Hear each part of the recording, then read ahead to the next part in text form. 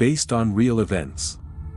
Viewer discretion is advised. That in the late 1960s, a dark shadow fell over Northern California.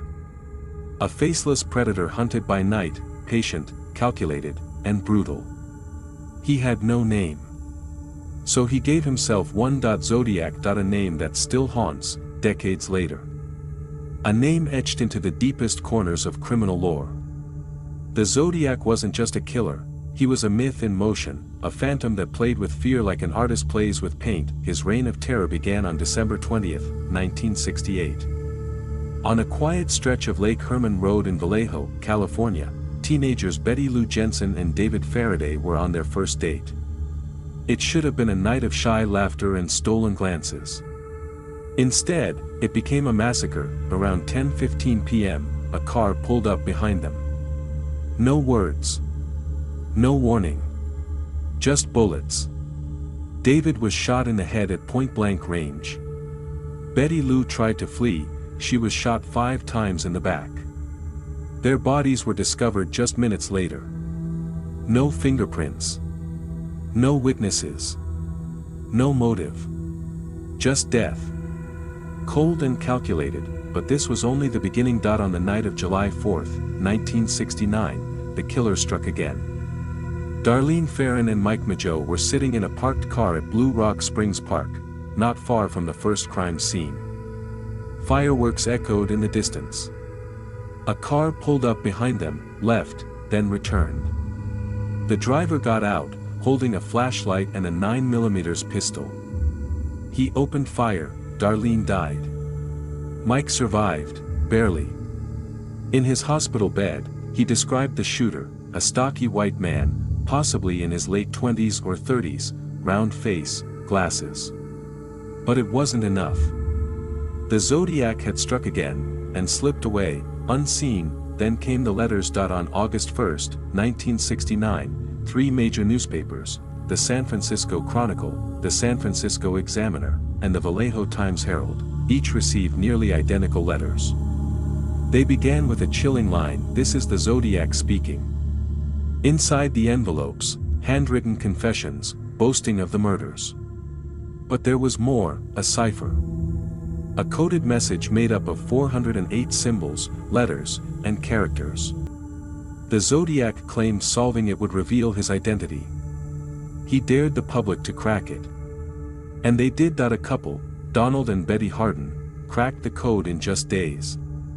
But instead of a name, they found something far more disturbing: "I like killing people because it's so much fun. It is more fun than killing wild game in the forest."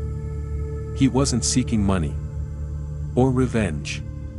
He was seeking chaos, attention, fame. He wanted to be seen, and feared. The next attack came on September 27, 1969, at Lake Berryessa. College students Brian Hartnell and Cecilia Shepard were enjoying a lakeside afternoon.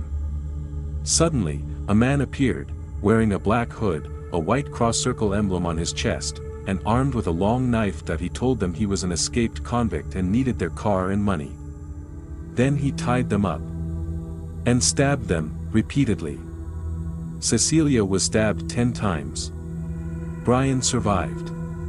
Cecilia didn't. As if to sign his work, the killer drew his symbol on their car door and wrote the date, time, and weapon used. He didn't want to be a ghost. He wanted credit, and he got it. Just 2 weeks later, in San Francisco's upscale Presidio Heights, cab driver Paul Stein was shot in the head at point-blank range. This time, the killer left behind more than a corpse. He left witnesses. 3 teenagers saw a man wipe down the cab before calmly walking away. Police arrived quickly. A bolo was issued, but due to a radio error, officers were told to look for a black suspect. When 2 officers passed a white man matching the exact description, they let him go. That man was likely the Zodiac. The killer didn't let the mistake slide. Days later, the Chronicle received a letter. Inside, a piece of Paul Stein's bloody shirt, proof that the Zodiac was mocking them, taunting them. Always one step ahead. He continued writing.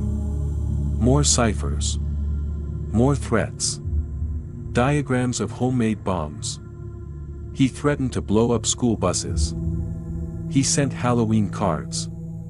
He said he was collecting slaves for the afterlife. In one letter, he drew a grotesque cartoon titled "The Zodiac's Bus Bomb," complete with kill zones and wiring. No bomb ever exploded. But the fear was real. Schools implemented new safety measures. Parents were terrified. The entire Bay Area was on edge, and yet, he vanished again. Police investigated countless suspects. But one name stood out: Arthur Lee Allen. A loner. Odd. He wore a Zodiac branded watch. He had access to the same type of weapons used in the crimes. He lived near the crime scenes. And several people reported strange behavior, but DNA didn't match. Neither did fingerprints or handwriting. Circumstantial, but not enough.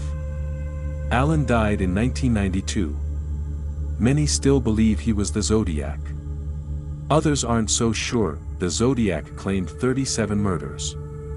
Only 5 have been confirmed. He sent his last known letter in 1974, a sarcastic sign-off mocking the police and media. And then, silence. No more ciphers. No more threats. Nothing. Years passed. The case grew cold.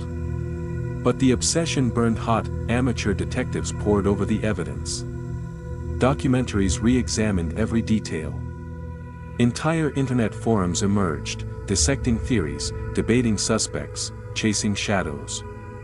A symbol of evil became a symbol of obsession. In December 2020, over 50 years after it was mailed, the infamous 340-character cipher was finally cracked by a team of amateur codebreakers across 3 countries. The decrypted message: "I hope you are having lots of fun in trying to catch me. I am not afraid of the gas chamber." Once again, he gave no name. Only madness. The Zodiac had the last word. From beyond the veil of time, his story inspired books. Films. The 2007 movie Zodiac, directed by David Fincher, reignited global interest. But no twist, no reveal, no dramatization could match the chilling truth: the Zodiac was real. And he got away. That he wasn't just a killer. He was a mirror, reflecting society's darkest fears, that monsters don't always hide in forests or under beds. Sometimes, they wear glasses, walk in daylight, hold doors open, smile. The Zodiac Killer remains one of the most terrifying enigmas in American history. A man who turned murder into theater. Who baited the world, and slipped into legend, and maybe, just maybe, he's still out there.